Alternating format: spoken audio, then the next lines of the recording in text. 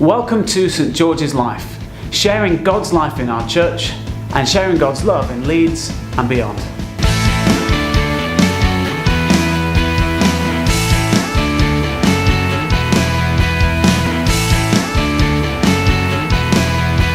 In this issue, we're going to look at two of the ways that God is at work around the world.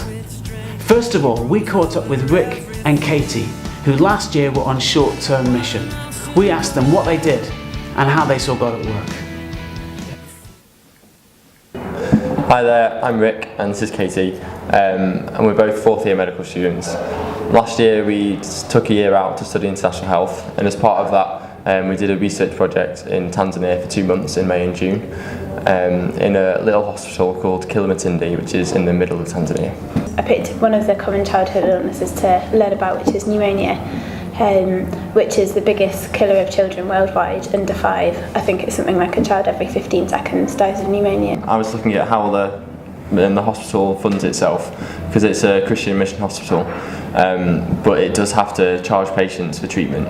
I think one of the things that I most enjoyed was just spending a bit of time getting to know the people there, and they really made us feel welcome, really made us feel part of like a Christian family in a different country. And it was really great just to go to church with people, even though it was all in Swahili and we couldn't understand, but just to worship in different ways and to spend time getting to know some of the staff in the hospital and their children and their families. It's a very small hospital. It's only got maybe 5 or 6 wards, and it's been there since about the 1920s when it used to be a dispensary, and it's gradually grown into a hospital, though they're still very limited. They don't have any electricity, they don't have any running water, the drug supply is very limited.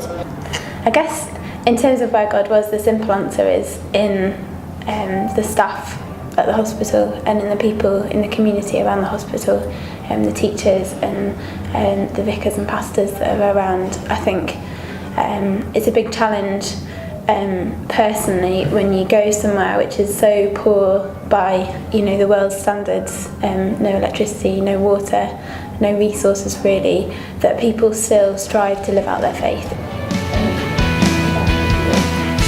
So if you've got skills to offer or time to give, or you just want to grow in faith, get in touch with our OMAG group, Overseas Mission Action, and find out about how you could get involved in short-term mission. Another global issue on our hearts here at St George's is climate change. And I'd like to encourage everyone during Lent to consider doing a carbon fast. That is to reduce the level of our emissions by making lifestyle changes for the sake of the world's poor and to journey towards a more sustainable way of life.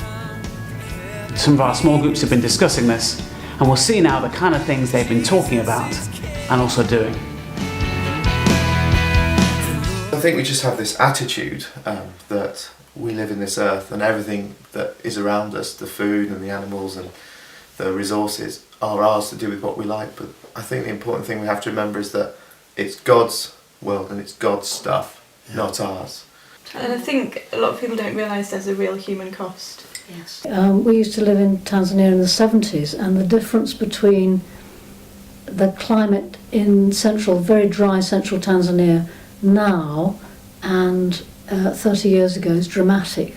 And the rainy seasons are much shorter than they used to be, or the short rains don't come at all. All over the country they've got far less chance to grow their food, enough of their food. And it really is very serious for them. And they haven't done anything to cause this. They don't have electricity or gas. I'm going vegetarian for Lent. We'll be turning down our thermostat and using less light bulbs around the house. And for many of us in our small group, we have long commutes to and from work every day. What we're going to do is cut our speed by 10 miles an hour and use cruise control. 1 Timothy chapter 6, it says, "But godliness with contentment is great gain. For we brought nothing into the world and we can take nothing out of it." So let's consider our lifestyles and let's draw close to God, for instance using the daily Lent Bible readings, as we prepare to celebrate Easter and our God who saves the whole world.